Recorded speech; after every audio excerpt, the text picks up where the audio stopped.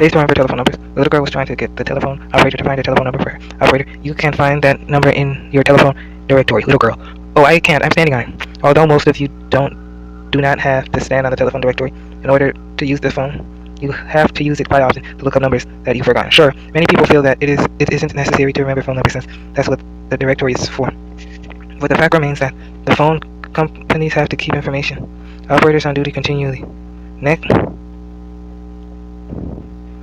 to forgetting names and faces, I think the most common memory complaint is I simply can't remember telephone numbers. As I mentioned in an earlier chapter, most untrained memories are one-sided. Those who usually do remember telephone numbers can't remember names, and vice versa. Of course, I intend for you to be able to do both and more with equal proficiency. My good friend Richard Himber, famous magician, realized that most people couldn't remember phone numbers, so he did something about it. He made it very simple for everyone to remember his.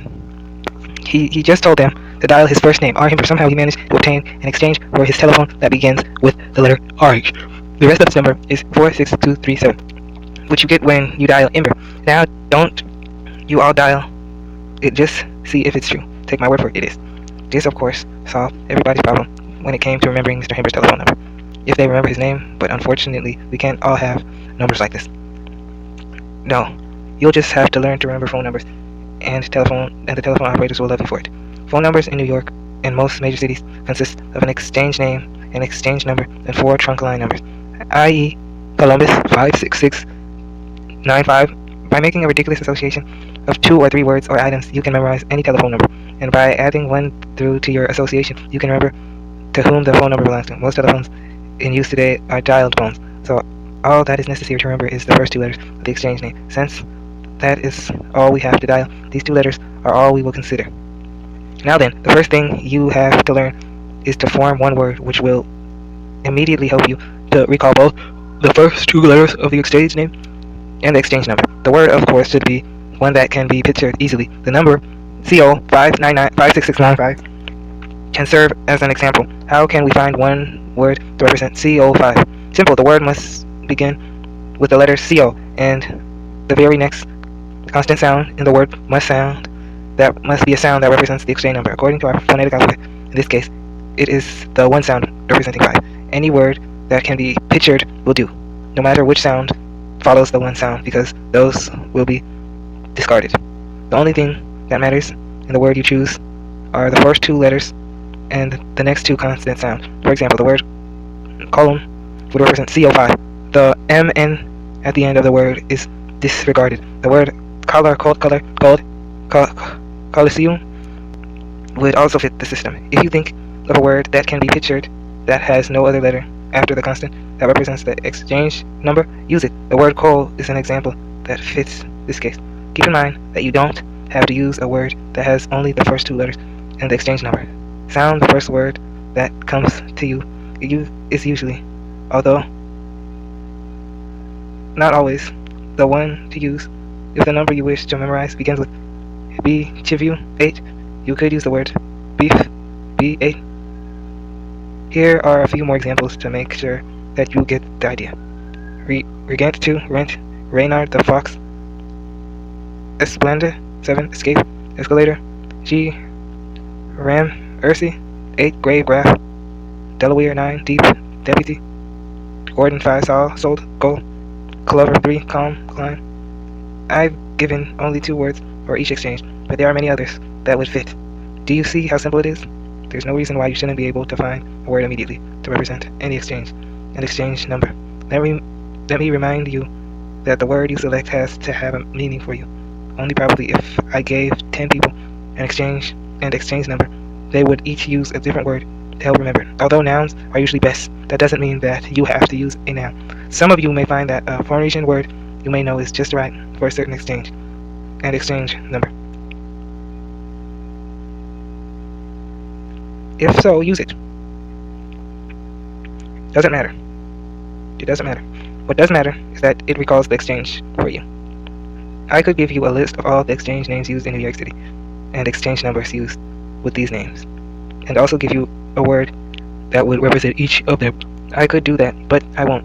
I don't believe it would help you any. It's much better if you make up the words as soon as you find it necessary to do so, instead of memorizing a long list of them. At the risk of being repetitious, I must say again that the picture created in your mind is something that I cannot help you with. One word may create an entirely different picture in your mind than it would in mine.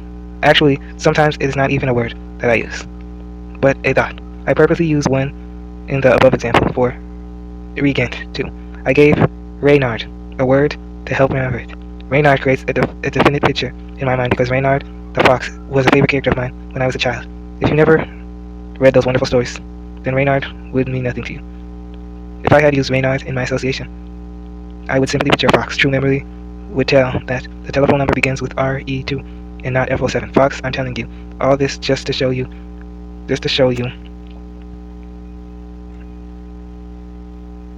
that even if you can't think of a word that fit a particular exchange name, the number and number, you can always find something, even a nonsense phrase or word to recall it for later on.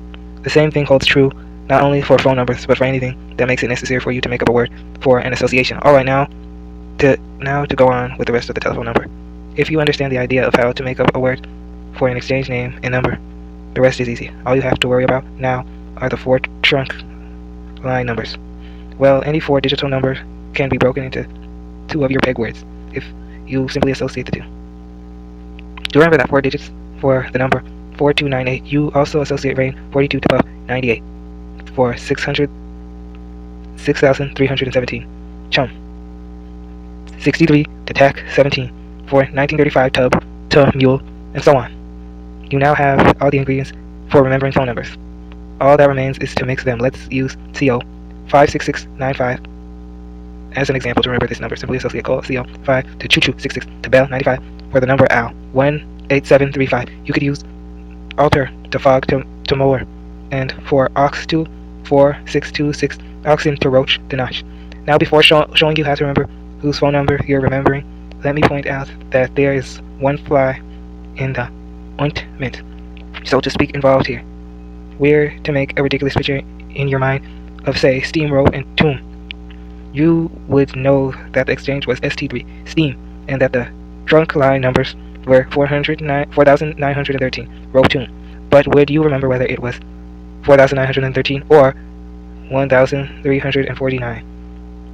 Therein lies the problem. You might be confused a week or so after memorizing a phone number as to which peg word was first and which last. Of course, if you use the telephone number that you memorized, then it's a few times that you memorized, then this is really a theoretical problem. Once you've used it a few times, know which pair of digits comes first. As I've said many times before, the systems are wonderful aids to your true memory. Without the use of the system for remembering phone numbers, you probably wouldn't know any of the digits in the number. However, for numbers that you do not intend to use right away, there are many methods of avoiding this confusion. Some good, some not so good. I'll give you 3 or 4 ways right now, and you can pick the 1 or 2 that you think is best. The first idea is to make a link of words instead of one. Complete ridiculous picture. For example, ST34913. You could make one picture of a radiator, steam, lassoing, rope, a tomb, whereas if you made a link, you would associate steam to rope and then rope to tomb. Since the link system makes you remember in sequence, you would know that you've memorized the number in its correct order. Another idea, and one I use quite often, is to simply make one complete ridiculous picture, but to make the ridiculous picture itself in a logical sequence. Let me explain that for you. Actually, I've done it in the example I just gave you. The picture of a radiator lassoing a tube is quite ridiculous, but it's a good example of a logical sequence. In a logical picture, having made the association in this way, you couldn't possibly think of tomb being first, or lasso rope being second. The word, which of course are transposed back to numbers when you went to dial the phone number, are pictured in the correct order to begin with. Let me give you another example of this, so you'll know just what I'm talking about. For the phone number DE53196, the words deal, mat, and beach would suffice in aiding your memory. If you picture yourself dialing mats on a beach, getting sand all over the mats and yourself, you've got a logical association. The word mat definitely comes before the word beach, so you know that the number is 3196 and not 9631. The above idea is the one I use most often, followed by this. I always try to find a word to fit more than 2 of the 4 digits of the trunk line numbers. For example, ST34913. I might picture a radiator ripping the hem of a girl's dress, steam ripped hem, or steam ripped repeat me, etc. And there will be some numbers wherein you can find a word to fit all four of the trunk line digits. I believe that most of you want to use one or more of these three methods. However, to give you a wider choice, here are one or two other ways of avoiding the possibility of mixing your numbers. You can always use your peg word for the first digit of the four, and any word that is not a peg word does fit phonetically for the second pair of digits, i.e., trunk line number to be memorized is 6491. Use cherry for 64, but don't use bat in your association for 91. Use any other word for 91, like beat or boat. Now, after any length of time, when you want to remember this particular number, you would know that 64 is the first because cherry is a peg word. Beat or boat are not peg words. Therefore, 91 is the second pair of digits for the number 14084. You might associate Indian Rose Fairy. Fairy is not a peg word, so 84 must be the last or second two digits. I devised this last method quite recently, and I find that it works like a charm. Its use definitely dismisses the possibility of exchanging the numbers. There are other thoughts on the subject, of course, such as picturing one of your items much larger than the other, etc. But I don't hold too much stock in them. I have taken all this space to explain these ideas because the same thoughts hold true to remembering prices, addresses, time schedules, style numbers, and anything that requires you to memorize four-digit numbers. As far as telephone numbers are concerned, the worst that could happen if you exchange the digits in the trunk line numbers is that you would dial the wrong number the first time, but get your party the second time. By the way, if 0 should be the first of two digits, simply make up a word for the digit. For 5, use sell, or sell. For 7, stick, stock, or sack, etc. If you run across two zeros in a row, you could use C's, Sue's, or Zoo's. Well, now, you should know how to memorize any telephone number. In order to remember whose phone number it is necessary to add only one number to your association. If the number belongs to someone with whom you deal, say the tailor, butcher, grocer, doctor, or anyone that can be pictured, put the person into your association. For example, the tailor's phone number is FA48862.